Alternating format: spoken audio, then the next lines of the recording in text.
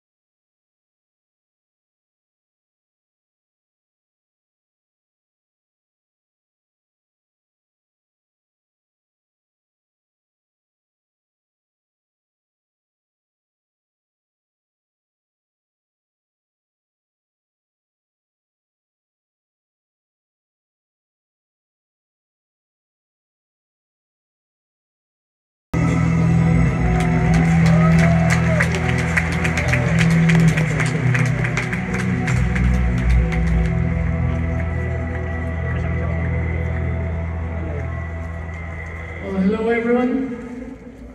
As we look back at the faithfulness of God these past 40 years, first of all, I want to thank God because in His grace and divine providence, I was one of the first few that got saved in 1984. Everything started June 15. I came in June 17, 1984, on the third day. 2 years later, I have the greatest honor of responding to the call of God to go in full-time ministry as the first full-time male staff. This number, 001, is a testament to the faithfulness of God. But I want to honor and thank God for every one of you here. Whether you're here 40 days, you're here 40 years, this is our story together.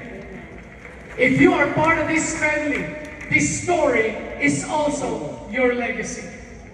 Third, I want to I cannot thank God enough for Pastor Steve and Deborah for responding to the call of God to go, not only to go, but to stay, to disciple us, to pastor us, and to lead us.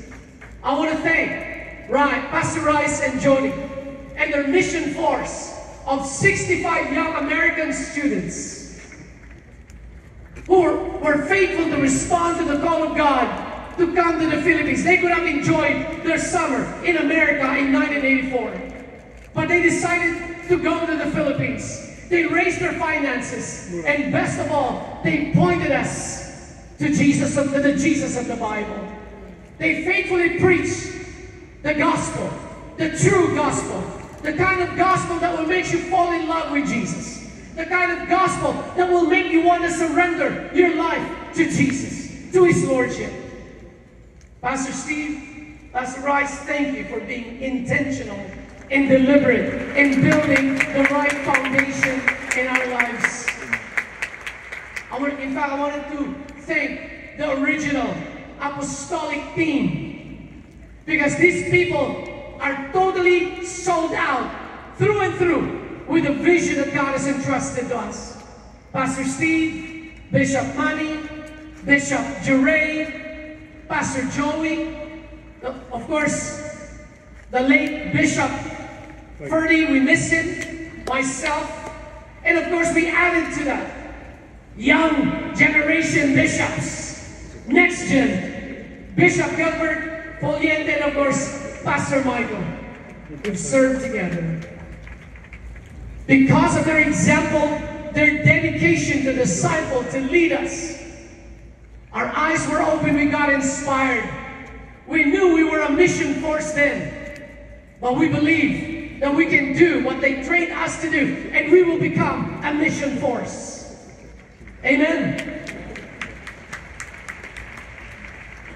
So basically, we did everything that they did. They preached, they went and preached at the campus, we went and preached at the campus. They preached open air, we preached open air. They shared the 2 question test, we shared the 2 question tests. They did the rock and roll seminar, we did the rock and roll seminar. And literally, experienced person, seeing thousands and thousands of young people give their lives to Jesus. They cast out demons, we cast out demons. And then of course, our accidental church plants began. 26 students, a number of students from Polytechnic University of the Philippines graduated that year and said, Pastor, we're going back to our province in Pangasinan.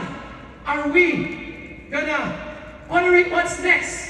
We told them, let's go to the Gupan. And we accidentally planted a church. A church was born. We got excited, so we started planting churches in Baguio, Iloilo, Cebu, in Tuguegarao, in San Fernando, and many more cities. Then we went international. We went to Guam, to Bangladesh, to Nepal, at the time, we went to Myanmar, to China, to Vietnam. Wow, we became a mission force. I'll tell you this. What started as a mission field has now become an unstoppable mission force.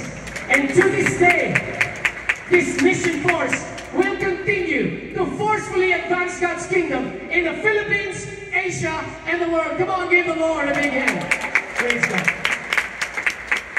God is good, God is faithful, God is great. The mission force of God, the church, cannot be contained in the four walls of any church facility. And this is the reason why today we celebrate the goodness of God.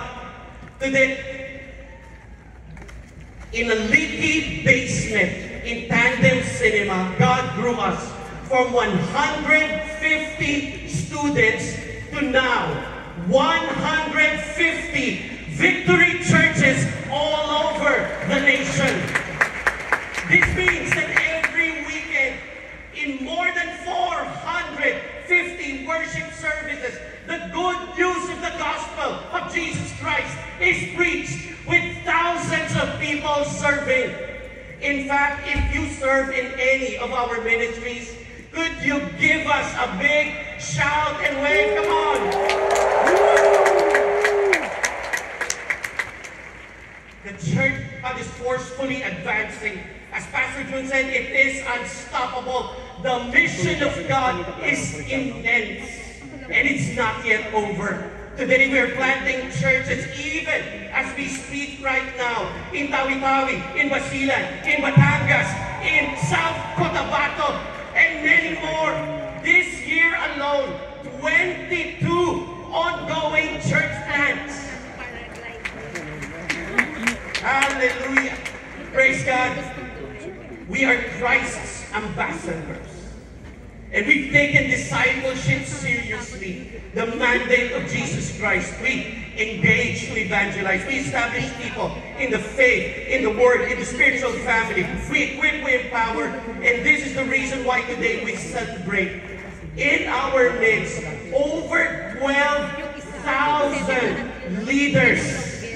Can we give our victory group leaders, small group leaders, a shout? Thank you. In fact, if you are a victory group leader, small group leader, would you please stand? Would you please stand? You're leading someone to Christ, going through one-to-one with someone.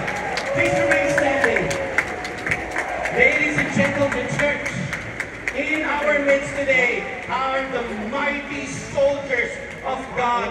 Why don't we give them a hero's applause? Thank you very much for serving. You may now take your seats. We, God's children, created in His image, we are called to proclaim God's love and demonstrate this love in tangible ways. And this is the reason why we called our outreach efforts Love the City.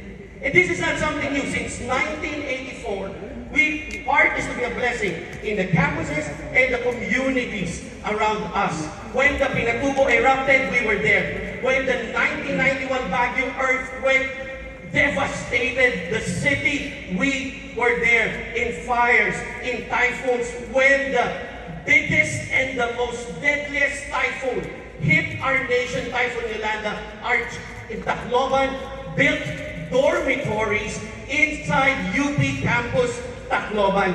When the pandemic hit in 2020 and the whole world was forced to go inside houses, the church went outside. We were serving the communities, giving food, giving protective equipment. In fact, we convert our Every Nation building at the fort to be a housing facility for frontliners. We seek the welfare of the city. In 2017, when 1,200 police personnel were suspended in one Metro Manila city, we as a church were asked to do values formation training. And so we did. And this opened us to minister and preach the gospel, not just to the 1,200 police personnel, but to the entire police force of the city. God's heart is for the last, the least, and the lost. This is the reason why we have a real life foundation. One scholar, his name is Jordan Reyes. Jordan's father was a construction worker. They did not have enough finances for food, so literally, Jordan collected junk and garbage just for food.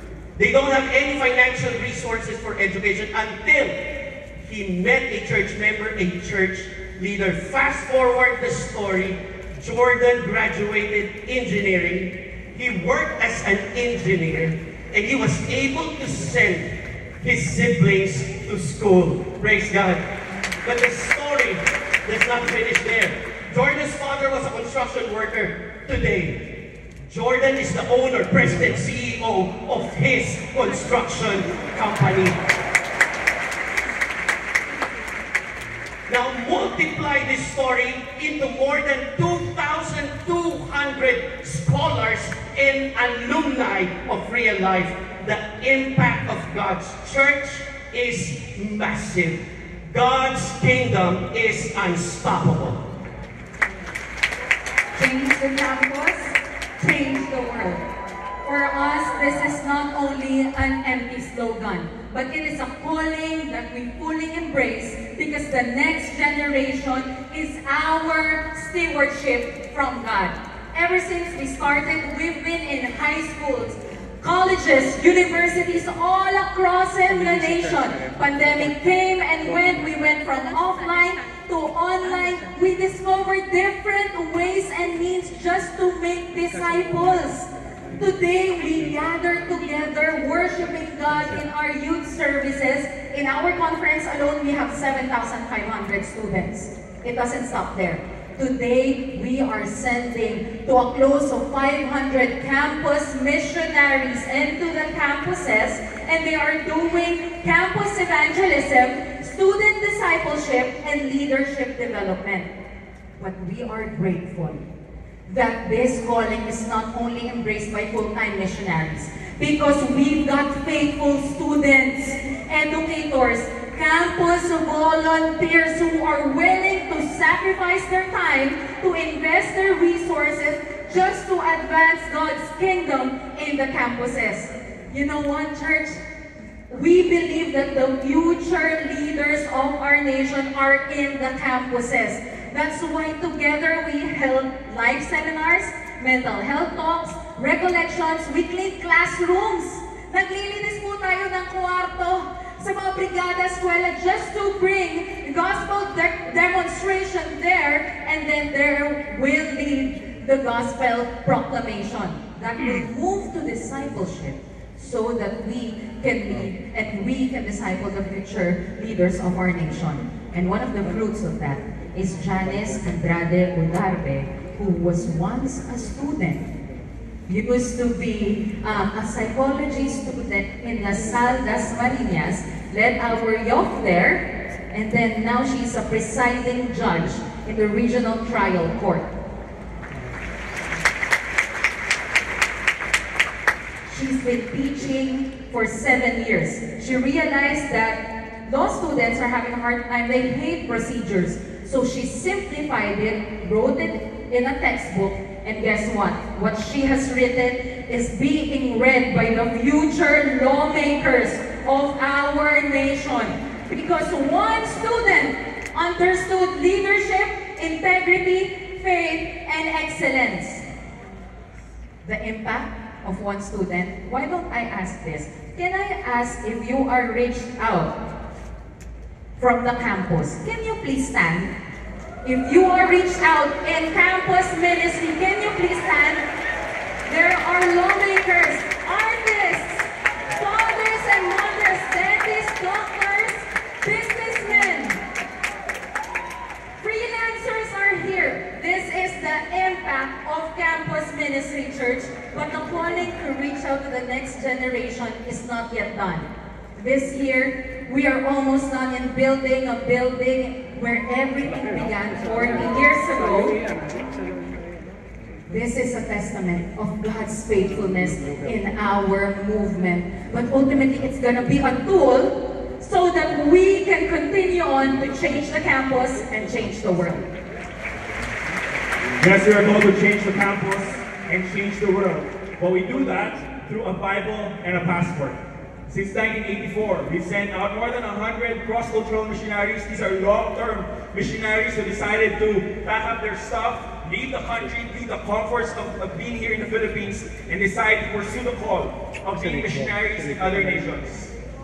To that, we sent out missionaries to some of the most urbanized, most cosmopolitan nations in Asia, like the UAE and Singapore, to some of the most dangerous countries for us Christians, or even nations that are very unlikely for us Filipinos to go to.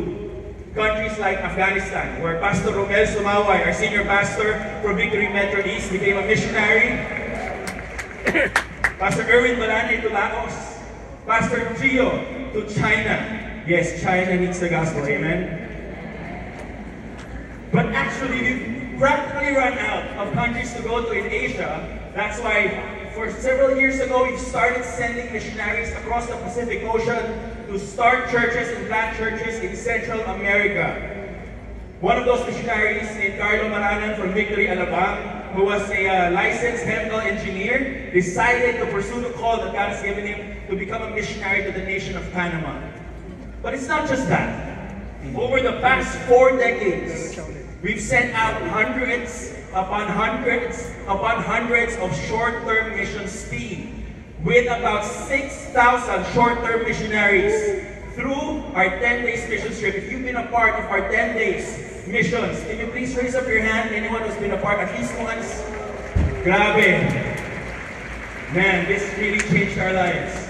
And I believe the reason why this is exciting is because these hands that are raised up are people that brought their testimony of them encountering the life, death, and resurrection of Jesus Christ, bringing them their salvation stories beyond the borders of their cities, of their communities, of this nation. Why? Because God will use your testimony. God will use your story of you encountering the gospel of Jesus Christ to change the world. Can you see that to your neighbor right now? God will use your testimony to change the world. You are sitting right next to a world changer, amen? Woo! With the stories of our Filipino missionaries sent all over the world. Some of those churches that have been planted are now being led by local pastors. And these churches are now planting churches within their countries in many different cities. And this year alone, we will be planting new churches in Cambodia, in Laos, in Thailand, in Vietnam, and in Sri Lanka. But it's not just that. It's not just us Filipinos. This is not necessarily just about us being Filipinos. For the past years, we've had the privilege of receiving international students for us to minister to that God has been sending to our nation. We have one student, a former Hindu student from India, from the University of Perpetual Help Las Piñas, named Prudvi. He encountered Jesus through our Every Nation campus, and just last week, he flew back to India to start and plant a church, the very first Every Nation church in one of India's educational hotspots called Chennai, India. Truly, we are changing the campus and we are changing the world.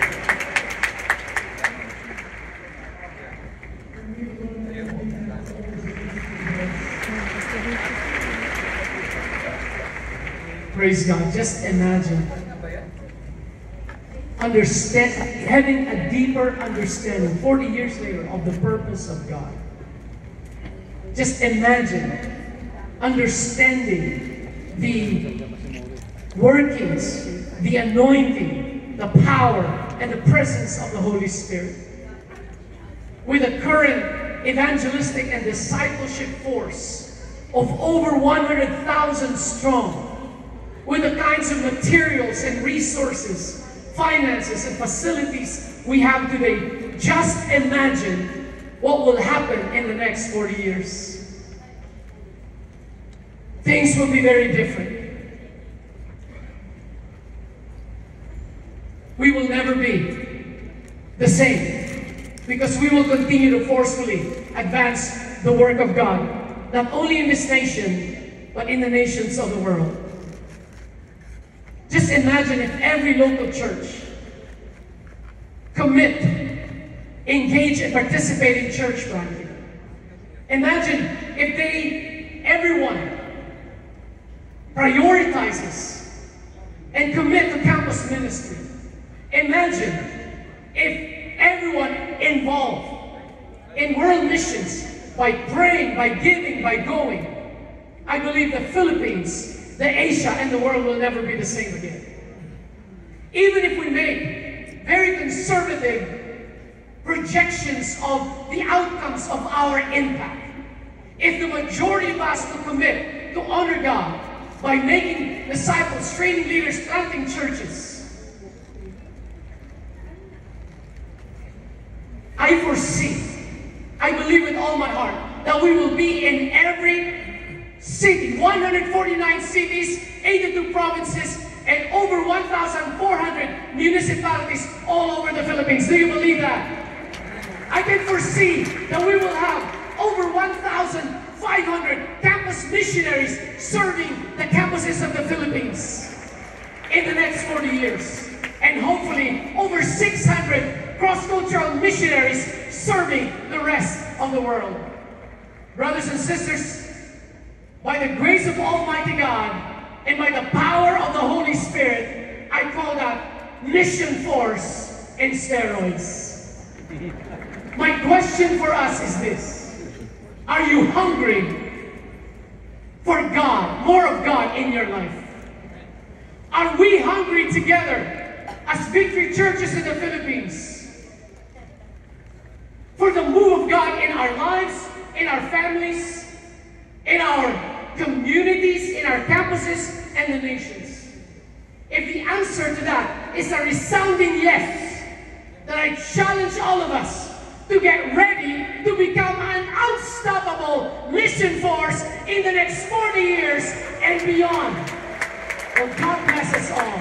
Hallelujah. Hallelujah. Thank you, Pastor June. Palakpakan naman natin ang ating staff 001.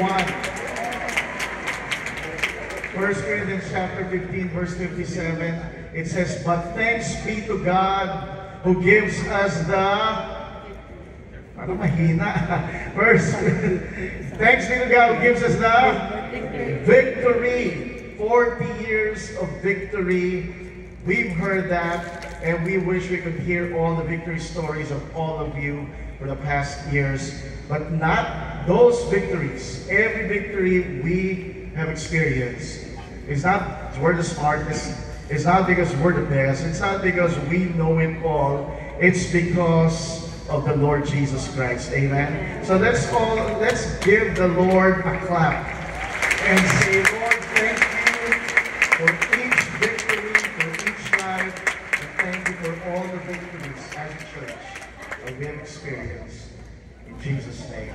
And of course, each victory that God has given us as a church would not have been possible apart from the person seated next to you. The victory that we have heard can only be possible because of all of us. So if you are, we want to pray for you. If you are a volunteer, you've been volunteering in church. If you are discipling someone, you're not a victory group leader, but you're discipling someone. You're preaching the gospel to someone. We want to pray for you. That's you. Can you just stand right now? Can you just stand? And we want to appreciate you. All the volunteers, if you're volunteering, stand right now. You're preaching the gospel to someone. You're discipling someone. Just stand. All the victories is because of you. So thank you. Remain standing. Palakpakan natin na. Give the Lord a clap. We have our bishops down there. Remain standing. We're going to pray for you. Pastor Jojo.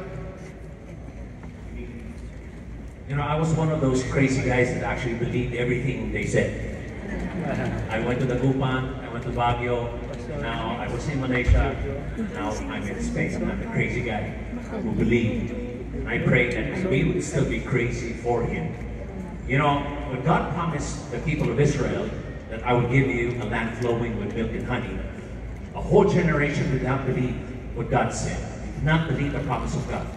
But there was this individual by the name of Caleb, and of course Joshua, that believed it. And I'd like to read a passage of scripture here today, 3 verses only, for us, and then I'm going to pray for all of you. And this is what he said. "Now then, just as the Lord promised, He has kept me alive for 45 years, since the time He said, said this to Moses, while Israel moved about in the wilderness, so here I am today, 85 years old. Can you imagine 85 years old, declaring, I'm still here, God sustained me. Of course, I'm not going to be praying, you know, the Israelites did not believe, and I'm praying that we would have the same attitude as Caleb, that at 85, I'm 60, and I'm in Spain, I'm still going at it. And I pray that all of us will still be the same. We're still going for what God has for us. And this is what he said, I am still as strong today as the day Moses sent me out. I'm just as vigorous to go out to battle now as I was then. And I pray that that would be our heart, that we would still continue to battle, continue to go forth. And this is the verse that I'd like to really highlight. He said this in verse 12. Now give me this hill country that the Lord promised me that day. You yourself heard then that the Anakites were there and their cities were large and fortified, but the Lord helping me, I would drive them out just as he said. At 85 years old, he still had the same attitude of give me the mountain, give me the hill. Maybe some of you, should be your prayer. Give me the campus. Maybe some of you, your prayer, give me the nation. And so that is our prayer for today, with God helping us. Can we all lift up our hands right now and let's declare that. Lord, thank you, Father God, for all those that labored the last 14 years. Lord, those that are small group leaders, those that are in the different sectors of society that's making a difference.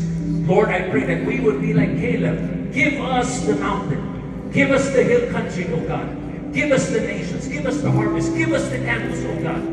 And we realize, oh God, that we can all do this only by your help and by your grace. And we give you glory and honor in the name of Jesus. And everybody say, amen. Amen. I hope you're ready for the word. We are going to have our second serving of God's word. How many of you are ready? It is my privilege and honor to introduce our next preacher. We have a video to introduce him.